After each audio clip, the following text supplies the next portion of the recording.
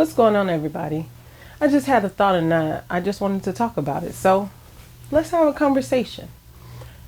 I was coming home and the thought arose, or I was listening to a YouTuber. I was listening to a YouTuber, Kev Hicks. I like to listen to him. And he talks about a bunch of different things, but mainly how women shouldn't accept any and everything. And then to add to that, I would say nobody should just accept everything, but we tend to. And so my thought was, what's in your bag? What's in your bag? I think a lot of times we don't realize how much weight things that people did to us carry in our lives. We forget that healing is a process, just like everything else. Forgiveness is a process. Growing up is a process. Everything is a process. So what's in your bag? What was put in your bag? What did you put in your bag? And when I say bag, I'm talking about your life. You remember that song by Erykah Badu, and I think I brought her up in another video a long time ago. But you know that song Bag Lady?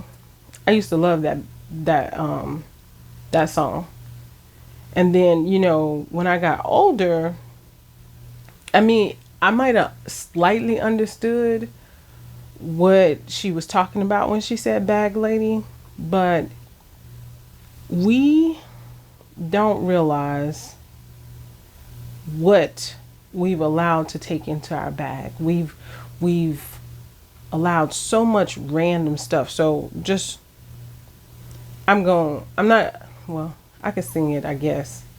Bag lady, you gon' hurt your back, dragging all them bags like that. I guess nobody ever told you all you must hold on to is you, is you, is you. So, when I was younger, I used to think she was saying how you must hold on to issues. But see, that's the thing. That's what's in our bag. It's a bunch of issues. But honestly, you can only hold on to you. You can't hold on to that man or that woman. You can't even hold on to your kids. We can try to cover them and keep them as close as we possibly can, or as much as our hearts desire. But we don't want to be like that. And remember, I'm showing my age. I'm 40, so who cares? Remember when you used to watch Looney Tunes and there was the abominable snowman, and he would pick up Marvin the Martian, but he didn't just do it to Marvin the Martian, but he pick up Marvin the Martian and he was squeezing like, I'm gonna love him and hug him and pet him. That's how we are with people. We want to hold on to them so tight. And the whole time Marvin the Martian was trying to get away. And I think that's the reality, the epiphany that comes to mind. Us as women, and even some men do this, but we want to hold on to people and things and stuff and issues so tight. We don't give it an opportunity to fade away. We don't give people an opportunity to be who they're going to be because we want to hold on to them. And I can say I'm guilty of that. I'm even probably still guilty of that with my kids. And with my husband, I was like that to a certain extent. I used to worry about if he left. Well, he's gone now. So now what? I can't hold on to that. You have to let go of things. And I can't hold on to the hurt. I can't hold on to the anger. I can't hold on to the frustration. All I can hold on to, that I have a right to hold on to, are the memories that we created, but I don't have to hold on to the bad things that went along with that. Now, does that mean I won't be somewhat cautious? Of course, but I'm not going to hold on to so much that I don't allow myself to get out there and be me. Because being me, I love being me. The reality is, a few years ago, I realized how much I loved me, in which I talked about that earlier last year, or later in the year last year, but I talked about it last year. And I love me, and we have to get to that place where you love you that much that no matter what people say, do, what they have going on, that you're not going to hold on to it.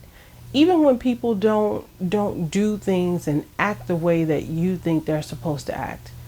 It's easy to say, but hard to live sometimes. We expect people to be us. We expect them to live up to a standard that we hold. Just because we have things together don't mean they have things together. They might be together in another area where you're not together. So we have to understand that people are going to be them, and you can steer them in a direction. You can tell them about stuff, but they're ultimately going to do whatever it is they want and whatever they believe they want to do. So when the next person comes, or when the next issue arises, or when the next opportunity presents itself, how are you going to go into it? Are you going to go into it by going into, matter of fact, I got a bag right here. Are you going to go into it by taking this bag that you had and that you filled, and I'm just going to put pillows in here, but that you filled with stuff, so you're going to put the hurt in, the hurt was in there, and the anger was in there, and the frustration was in there, and the, oh, he cheated on me, or she cheated on me was in there, and what else? Oh, I don't fool with them. I don't fool with them like that. So we're gonna have this bag of stuff. And you see this? Matter of fact, you see how much stuff is in here? This is literally what our life looked like. And yes, I covered it. I wanted to show you in its exaggeration, because that's what we do. We put things, we fill our bags up with all this drama and trauma that we experience. It's not that we didn't have the right to experience it, or we didn't have the right to be hurt by the experience. But we have to get to this place when we say, for God I live, for God I die. Because of God I fear nothing. Because of my relationship with Christ, I'm not going to dwell in the past. I'm not going to dwell in the anger. So you're going to take back that I don't fool with them and put it back where it belongs, because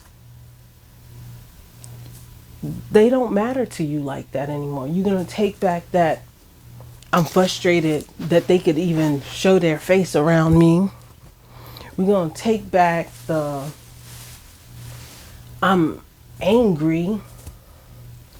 We're going to take back the trauma of childhood. We're going to take all those things back. We're going to put it back. We're not going to put it on a shelf. We're not going to dress it up. But we're going to empty our bag. We're going to release it. When we see that bag start, it get empty. But every time somebody interact with us, we fill it back up with stuff. But we're going to let those things go. And we're going to have an empty bag, so that when we need to go somewhere, we're not carrying the weight of the world around on our shoulders. We're not walking around like the bag lady. So let's get back to the song. Let's get back to the song. Hold on.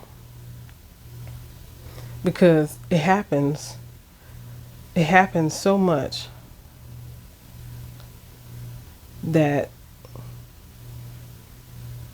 we start, she, matter of fact, let's get back to the song, but we're gonna go to a part that we probably didn't realize.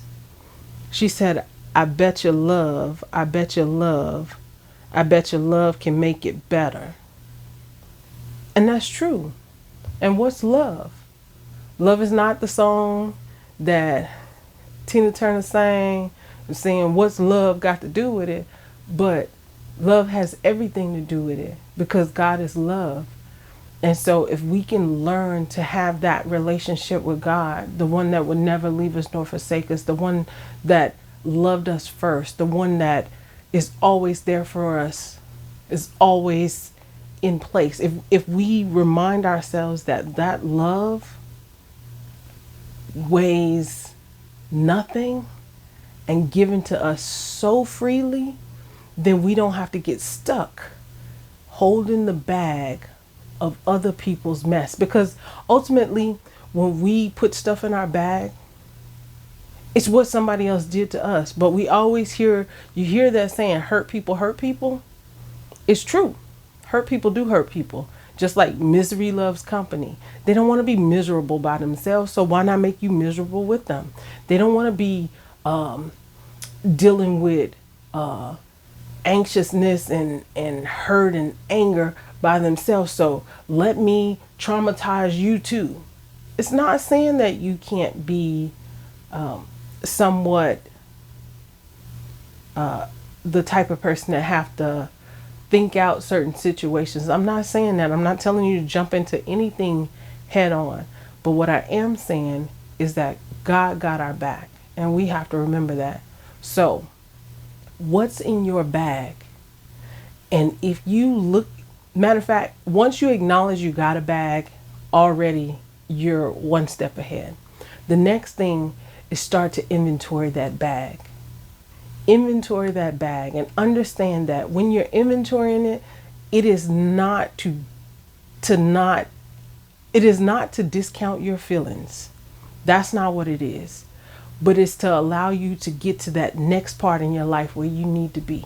And the next part in your life where you need to be, the stuff that's in the bag can't be there. You can't hold on to it. You can't allow that to be your life and say, well, but they did this to me. I'm gonna tell you,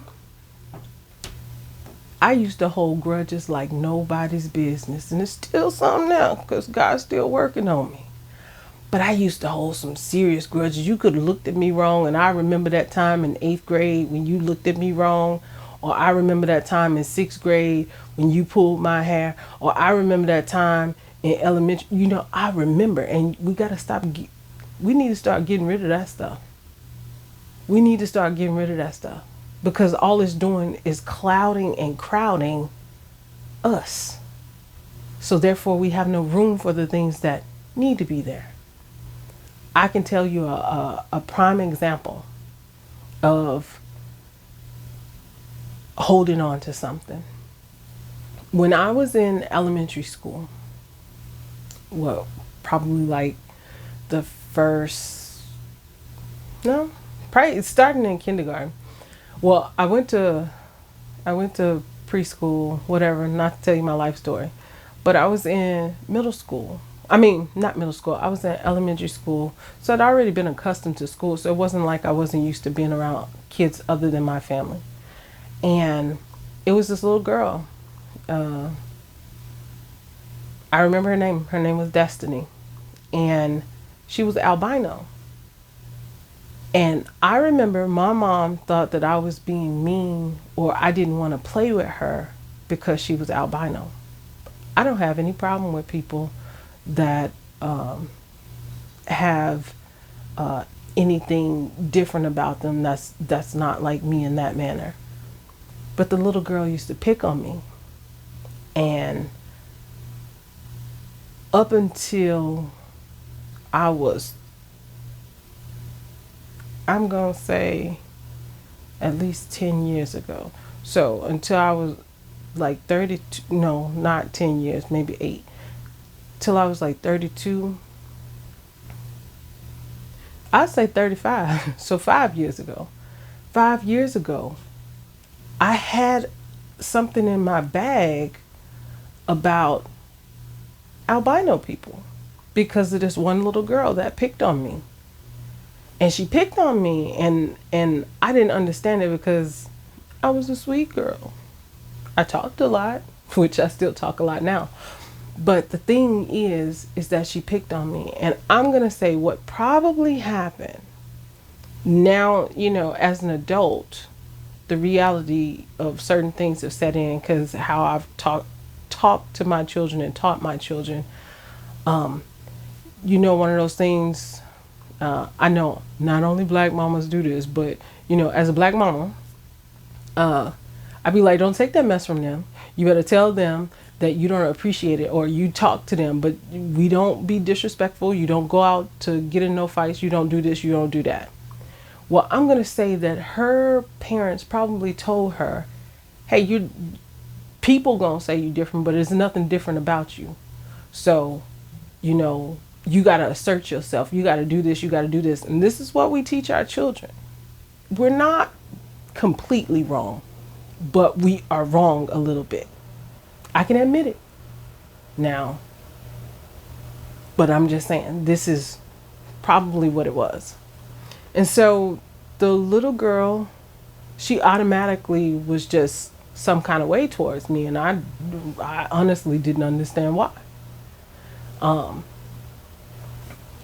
didn't do anything, and I've encountered that a lot in my life. And so you might say, well, what's the common denominator? You, right? But a lot of times I don't pick fights, and I think what it is people think me as this nice, sweet person. And then the reality is I am a nice, sweet person, but as years has gone, I have started to have this thing about me that I don't take nothing from nobody. And so my RBF usually has a mean mug, but it always has. So it wasn't like I was really being mean towards anybody. But anyway, back to the story. So I had, up until I was 35, I had an issue with albinos, and I didn't realize it. Well, just so happened at our church, it was a lady, she had 2 albino daughters. And I never forget, one day, one of the little girls was talking to my daughter, one of my daughters, somewhat rudely. And I was right there, and just so happened I was there to catch it and nip it in the bud. And at first, my initial nipping it in the bud went to back when I was in elementary. But then the reality is these are kids, and you don't want them to go with these issues. So I went over there as a parent, but also as a respected woman in the church. And so the certain, you carry yourself a certain way. I know, I'm telling you my life story. Anyway, I talked to the little girl, and I was like, you need to apologize, because she was blatantly rude to my daughter. It wasn't nothing about that. But what I didn't want is my daughter to have the same hang up that I had, that I didn't realize I had until that very moment.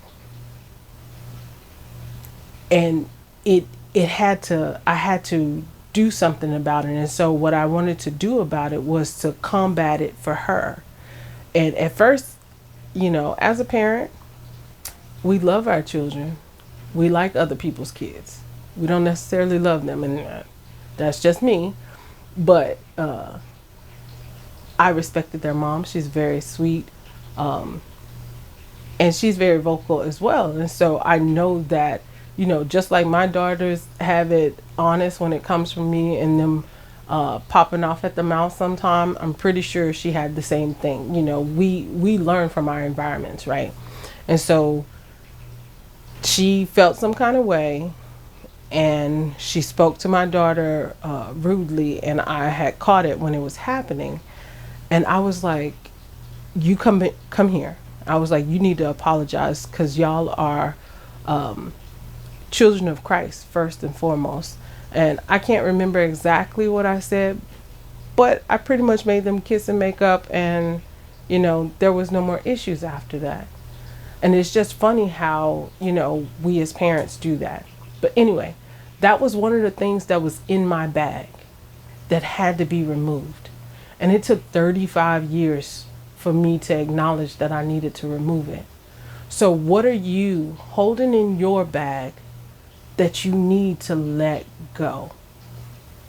You might not always have that moment that I had where it's at a church and you can say, you keep it holy and are able to correct it before it becomes an issue. You might not always have that moment. So what do you need to do now to get rid of the issues, the hurt, the pain, the anger, the stuff that's in your bag, the unforgiveness, the holding of grudges, the they did me wrong, so they better not ask me for nothing. The I one of my thoughts a long time ago towards another individual is I was like, I don't care. They could fall off a cliff as far as I'm concerned. Once I'm angry, you don't exist to me anymore. And we got to stop being like that, because people exist. And what they need more than anything is your prayer and your connection with Christ. So you got to show them. They might not ever act right, but your relationship with God has to reflect. And so you can, in the midst of dealing with some possible nonsense or trauma from them, you can just say, God, I don't know what they're going through, and I ask peace for their life, because that's what we got to do sometimes. I think when people come at us wrong, we're quick to pop right back off. We're quick to get in the fighting stance. We're quick to put them up and hey, look, let's go. Let's roll. Like, don't even say nothing to me. Don't look in my direction. I don't even care that you still alive. We get like that. But what we need to do is take these things right here and say a prayer. And the prayer is not for them to change. It's for you to get a better understanding, a better connection. Like, God, what do you want me to do in this situation? Because, we quick to act and forget to ask. So take the time to ask God what you need to do for them. And one of the things you should automatically do for them is pray.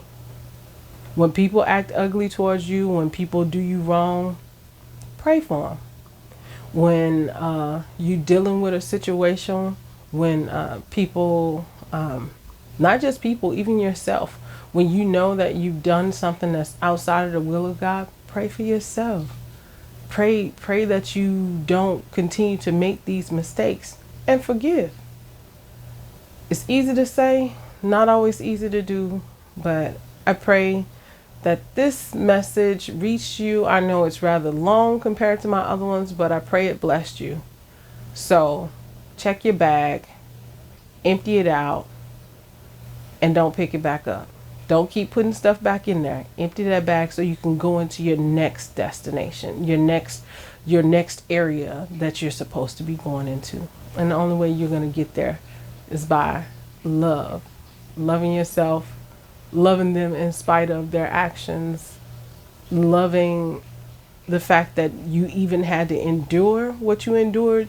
You don't have to love the action, but love what you've gotten from it, which is you've gotten stronger. You learn to protect yourself a little bit better. You learn that not everybody means the best for you. You've learned a whole lot of things. I'm going to cut it off right here, but stay up, stay blessed. Know that you are loved because God loved you first. Next time.